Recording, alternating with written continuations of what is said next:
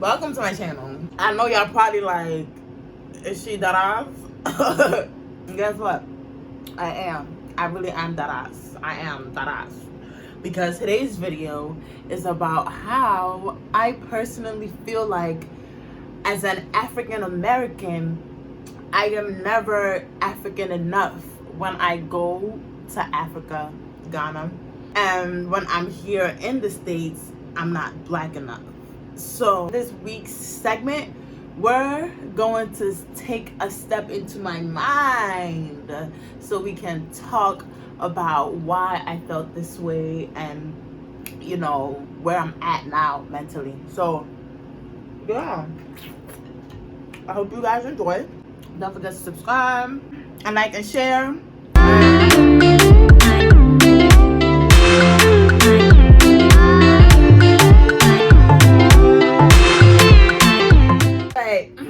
Yeah, I'm done eating. That shit was busted. That deal was busted. That shit was hitting. Not gonna lie, I dead fronted on my sister OD when she brought it up to me. Like, you know, I just got some deal. I was just like, but listen, that shit busting. But I hope you guys enjoyed that. I am full now, and I'm full of energy. I'm full of food. I'm full of nutrients. I'm full of melanin. I'm full of magic. I'm full of bad bitchness. Like, I'm just full. Okay? I am full and feeling great. Let's get straight into the content for this week. And again, our topic for this week is too African in the United States or not African enough. As you can tell, the title is straightforward and kind of just tells you exactly what this is going to be about. But these conversations and these videos are for us to kind of delve into things that you didn't even realize. Even if you have even been through exactly what I have been through, I might have explained it or talked about it in a different way, you know, that puts you in a different perspective this time. That's why, again, I want to keep having this conversation. So now my question to you guys is, am I the only one that feels this way? Because I don't really have other friends that are in my predicament to talk about things like this with. So that's also another reason why I'm doing these series, because I feel like as an immigrant, I've went through so many identity crises and just so many struggles that made me feel alone. But I know for a fact that I'm not, and I just hope this will help somebody who is now going through these feelings. I'm past these feelings. Like, I have grown, I have matured, but I like to go through my thought process and my growth process with you guys so you guys see how I got where I'm at. If you have a similar experience to mine, you know, just drop it under. And again, let's chat. I hate the fact that I can only be African around my African friends. Like, you know, that's when the Jamie comes out. Like, when I'm around my Ghanaians and just my Africans or people that I'm comfortable with, that's when I can comfortably switch in and out of accents and not feel no type of way. If a little African accent comes out a little bit as I'm talking, I'm not on some, damn, nah, who's about to ask me, where you from? Because then that's a whole conversation I don't want to get into. Like, why can't you just hear the accent and keep it moving? So, if I am the only one that feels this way, right? Let me just try and explain it to you, right? So this is how I see it. Like, I feel like, you know, when I was in Africa, I was one of the guys. I was African. No questions, no ands, ifs, and buts, nothing. But then I came here, it's on some, oh, it's the African. So I'm just like, you know what? I'm gonna still try and, you know, get accustomed to our culture and, you know, and all that. But naturally, you don't even try. Like, you really just get assimilated naturally when you've been in a place for so long. That's how accents and all things like that work. So, you know, as I stayed here for a little bit, you know, I became assimilated. I got my akata on. Yo, I think let's try and utilize akata in a great way, like in a positive manner. I know as Africans, we usually used to saying akata in a negative way, but let's practice, you know, making it something positive, you know?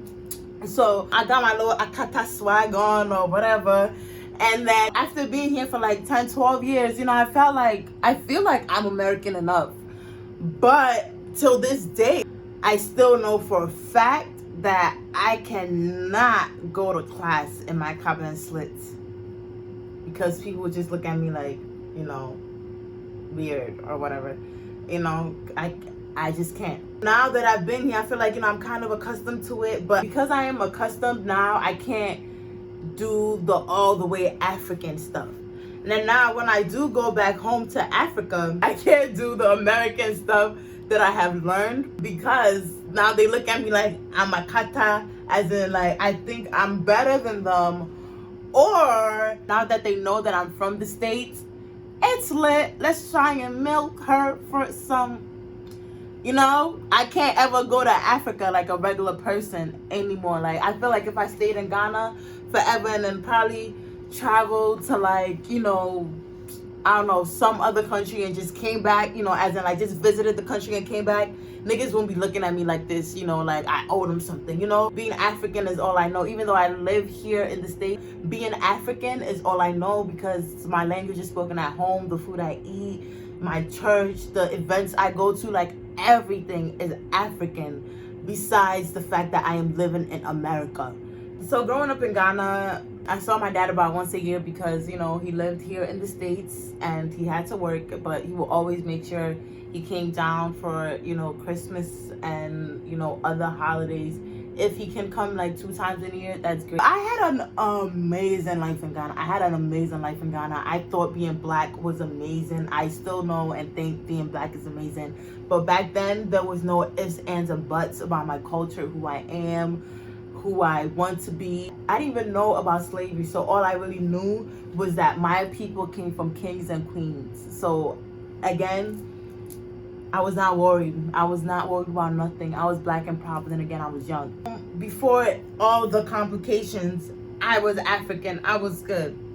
I come here and I'm meeting friends who are like just so Americanized and into like the American culture. I found a Ghanaian friend when I came here, but she kind of creeped me out. She was a little creepy, actually. So like, I actually, started distancing myself. And mind you, I was like 10, 11. The thing with me is that coming from Ghana, my mom will always dress me in all these girly things, but then I come here, I don't have that anymore. So it's like what do I do? How do I dress now? Like, how do I fit in? And then that's when I started trying to kind of find my own style in a way. I couldn't be too African because I could not play with the American kids if I was too African, and I didn't have any African friends. So it was on some, damn, I had to be American, but I was never American enough because, again, I am African. And even till now, like, I still kind of sort of have my accent a little bit at my job. Like, people would just be listening to me as we chat and they're like, oh, where you from? I just be like, I'm from Ghana. Like, why you ask? They're like, oh, it's just a little accent. And I'm just like, did you need to say that? Like, after being here, I finally went back to Ghana the first time after like 7 or 8 years or so. It took a while because your girl's not rich, okay? Because I felt like I was never American enough here in America, I felt like, ooh, okay, it should not be a problem when I go to Ghana then, Now, when I get to Ghana, it's like a whole new different vibe. Because even common sneakers, bro, like, it's not common for Ghanaians to really be wearing sneakers and like the whole socks and like that whole type of feel. Like, it's not really that popular in Ghana unless like except for like the teens who are into fashion. Besides that, Ghanaians wear a lot of like just slippers, because it's hot out there. So automatically my cousin kept cutting my ass over like, my sneakers and the fact that I always have these funky socks on, and then my shades that I be wearing and all of this. Niggas never paid for nothing when we went out because they with their cousin that's from America. So guess what?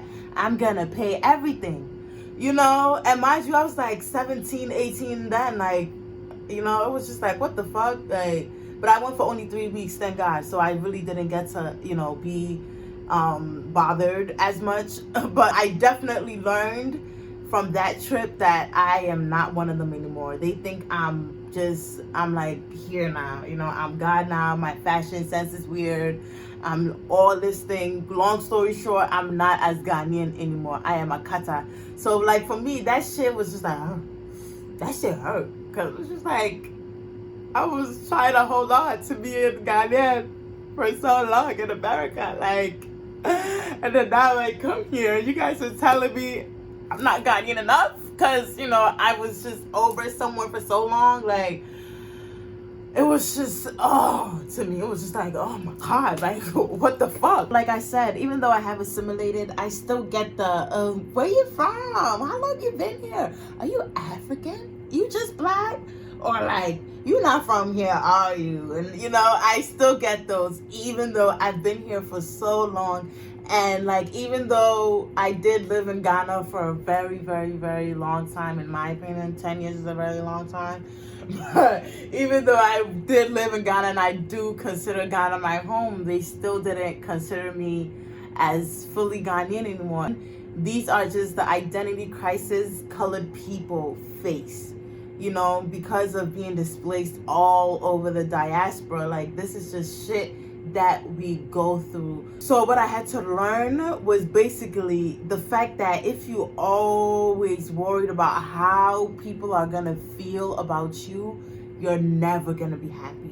You're always just gonna be confused with yourself and everything. But once you know what you want, that, you know, I'm content with who I am and I will be who I am unapologetically, then you will start to live a happy life. I don't think this journey in particular was more so helping people get comfortable with the uncomfortable and used to shit that you're not used to anymore. I think it was more so me learning to live in my truth, regardless of what. If you feel like I'm not American enough, fuck you.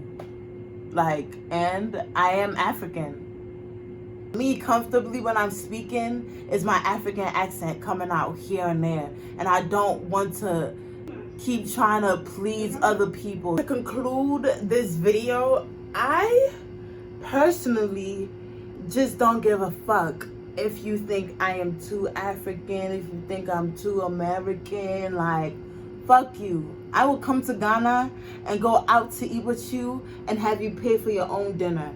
As in, like, if I feel like doing that, I should be able to. I am not entitled to do nothing. I'm not entitled to do nothing for you. I am not at all. So like, once I came to this realization, I literally became more happy in life, bro. I was happy about everything, like about my style, about my individuality, because again, I didn't give a fuck who thought what. If I wanted to go to Times Square in my comment slits, like, I will do that. I will fucking do that. And I feel like another reason is because the culture is like more accepted now. I just feel like it all comes with loving yourself. Like, and once you choose to love yourself and choose yourself, you really will live a better and happier life. People look at me like, oh, Stephanie, you don't give a fuck. Like, you so brave, you do whatever you want. And I'm like, yeah, that's because I'm living for me. Like, why should I not do what I want? Like, should I do what you want? How's that gonna make me happy? Like, what the fuck? You know what I mean? I hope you guys really like this video. And do not forget to subscribe, comment, share, mostly comment. Because what? This is a conversation. Do not forget to follow me on Instagram at Gollywood. And also, if you're wondering where I got this poppin' wig from with my bag, so I'll tell you. You were wondering already, but since you're wondering, I'm gonna just tell you. I got it from Steph Expression. You know what Steph Expression is? Wow, let's talk about it. Let's talk about it real quick. No, you know what? I'm gonna talk about it in my next video, which is actually about my non-profit and how I came to, you know, wanting to start my non-profit and what's going on now, and, you know, just any advice for anybody who feels like they want to go down this route. Don't, if you don't got the heart for it, boo. Don't do it, because it's stressful and people ain't shit, which goes into my point for today. Be yourself. Trust yourself. Okay? Trust yourself and your capabilities only. Don't listen to these people when they tell you they're gonna do this for you, they're gonna do that for you. Like, that's cool, that's cute, but I'm a believer when I see it. But until then, I'ma do me, because I could only depend on me 110%. You feel me? But yeah, bye guys. Mwah.